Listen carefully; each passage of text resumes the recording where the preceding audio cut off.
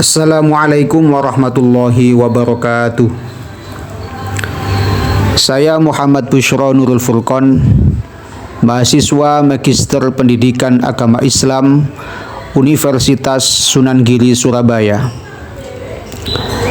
akan menyampaikan materi amaliyah dalam akidah Ahlus Sunnah wal Jamaah untuk memenuhi tugas PPL sekaligus memberikan pemahaman kepada khalayak umum bagaimana cara kita melaksanakan amaliyah yang sesuai dengan tuntunan maupun tidak keluar dari jalur akidah Ahlus Sunnah wal Jamaah. Tabarruk atau mencari barokah. Tabarruk berasal dari kata kerja baraka yubariku yang berarti tafa'al bil barokah.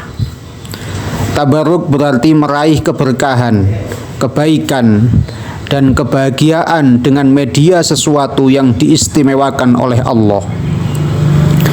Diistimewakan karena Allah telah sematkan dan alirkan kepadanya keberkahan, yakni energi positif yang dapat mendatangkan keberkahan kepada yang lainnya. Tentunya ini semua atas izin dari Allah Subhanahu wa Ta'ala. Tabarruk ini tidak menyalahi aturan. Sebenarnya arti dari kata barokah, para ulama memaknai dengan ziyadatul khair atau bertambahnya kebaikan.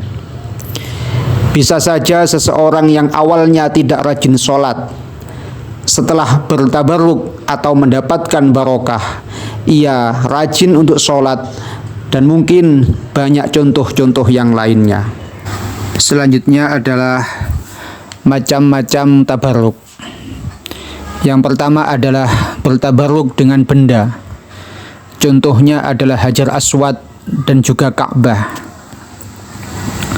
Kita tahu semua bahwasannya semua orang yang pergi haji ataupun umroh ketika tawaf pasti berlomba-lomba untuk memegang Hajar Aswad maupun memegang Ka'bah. Tidak lain karena mencari keberkahan dari benda tersebut. Padahal kita semua tahu Hajar Aswad hanyalah sebuah batu, beberapa batu yang ditata untuk menutup lubang yang ada di dalam Ka'bah. Selanjutnya adalah bertabarruk dengan makom.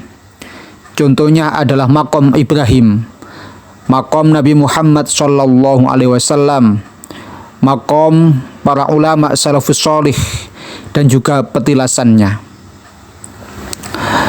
Ketika kita ziarah ke makom-makom, baik tadi makom Nabi Muhammad, makom para ulama, para nabi, dan lain sebagainya, tidak ada tujuan lain selain mengharap keberkahan oleh sohibul makom.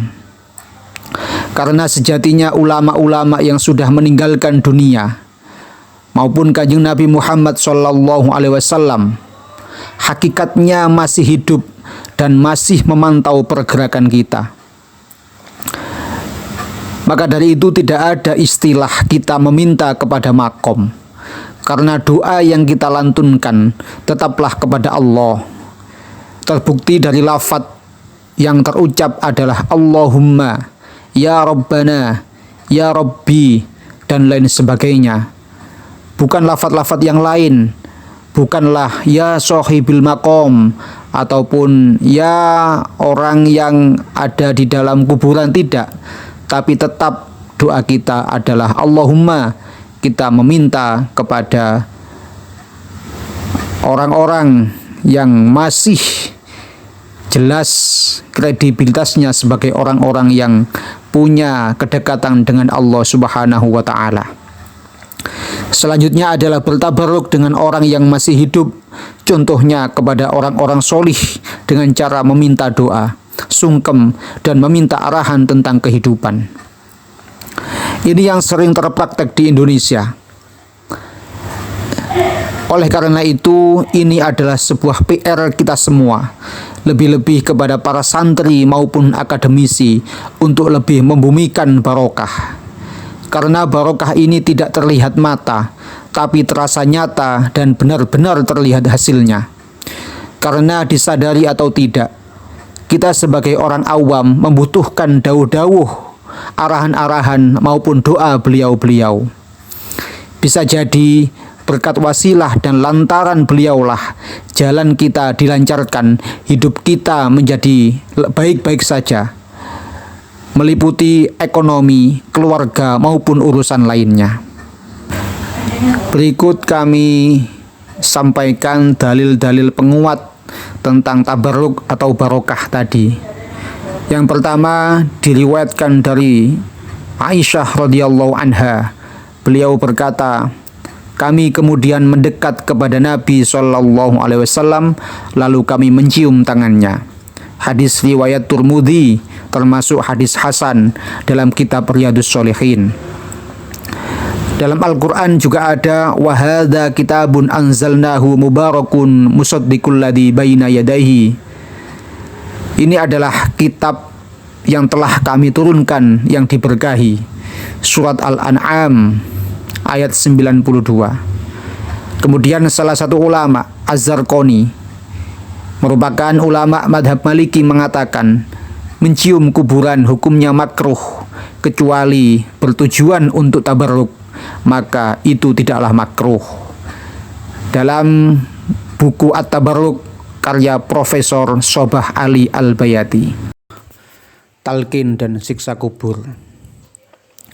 Talqin telah dilaksanakan di negeri Syam sejak zaman Imam Ahmad bin Hanbal, bahkan sudah lama sebelumnya. Juga di Cordova hingga Andalusia Spanyol, kira-kira abad ke-5 dan setelahnya. Hadis tentang talqin sudah banyak diterima oleh para ulama. Al-Hafiz Ibnu Hajar Al-Asqalani dalam kitab Talkhis Al-Habir mengatakan wa isnaduhu sholihun wa qad quwahu ad-diya'u fi ahkamihi. Sanadnya sholih, baik, dikuatkan Imam Diyauddin dalam kitab ahkamnya. Sedangkan Imam Ibnu Taimiyah dalam Majmu' Fatawa mengatakan talqin ini boleh dilakukan. Mereka memberikan rukhsah, mereka memerintahkannya. Dianjurkan oleh sekelompok ulama madhab Syafi'i dan Hambali, dimakruhkan ulama madhab Maliki dan lainnya. Kemudian siksa kubur ialah perkara yang wajib kita yakini dan dibenarkan adanya. Siksa kubur akan ditimpakan kepada orang kafir dan sebagian pelaku maksiat di antara kita semua kaum muslimin. Siksa kubur ini terjadi kepada roh dan jasad, akan tetapi Allah tidak memperlihatkannya kepada kebanyakan orang agar keimanan hamba terhadapnya masuk dalam kategori iman terhadap perkara gaib. Imam Ibnu Hanifah radhiyallahu anhu dalam kitab Fiqhul Akbar mengatakan wa dughtahul qabri wa adabuhu haqqun kainun lil kuffar wa li ba'di usatil muslimin. Himpitan kubur dan siksa kubur adalah perkara yang benar-benar ada dan terjadi bagi orang-orang kafir dan sebagian pelaku maksiat di antara kita kaum muslimin. Yang terakhir adalah hal-hal yang berkaitan dengan syafaat. Syafaat adalah pertolongan. Al-Jurjani dalam kitabnya At-Ta'rifat mengungkapkan syafaat adalah permintaan pengampunan bagi orang yang melakukan dosa, kesalahan atau kejahatan. Imam Nawawi membagi syafaat menjadi 5. Yang pertama adalah syafaat yang khusus dimiliki Rasulullah, yang kita kenal dengan syafaatul uzma, meliputi seluruh makhluk. Kita semua sudah tahu, sudah banyak ceramah-ceramah yang mengatakan ketika nanti kita berkumpul di mahsyar, semua orang kebingungan untuk mencari pertolongan. Mencari Nabi Adam, meminta kepada Nabi Musa, Nabi Ibrahim dan lain sebagainya. Tetapi jawaban dari nabi-nabi yang lain tetap sama. Mereka tidak berhak untuk memberikan syafaat kepada kita. Tetapi hanya satu, yakni Nabi Muhammad SAW yang bisa memberikan pertolongan, yang bisa memberikan syafaat. Tentunya anjuran bagi kita semua untuk tetap mengistiqomahkan yakni membaca sholawat kapanpun dimanapun, bahkan ketika kita dalam kondisi yang tidak siap, tetaplah untuk bersolawat. Yang kedua adalah syafaat, memasukkan kaum ke surga tanpa hisab. Ini juga sudah ada di dalam Al-Quran. Syafaat bagi kaum yang divonis masuk neraka. Yang keempat adalah syafaat bagi orang yang berdosa dan telah masuk neraka. Yang kelima, syafaat menambah derajat di surga bagi penghuni surga. Syekh Muhammad Ibnu Ali bahkan mengungkapkan ada 11 macam syafaat yang bisa diterima oleh manusia di muka bumi ini. Termasuk dalil-dalil penguat yang mengatakan adanya syafaat, yaitu awwalu zumratin min ummati yadkhulunal jannah sab'una alfan la hisaba alaihim suratu kulli rajulin minhum suratul qamari lailatal badr. Rombongan pertama umatku yang masuk surga adalah 70.000 orang. Mereka masuk tanpa hisab. Setiap wajah mereka terang-terang bagaikan cahaya bulan di bulan purnama. Hadis riwayat Ibnul Mubarak.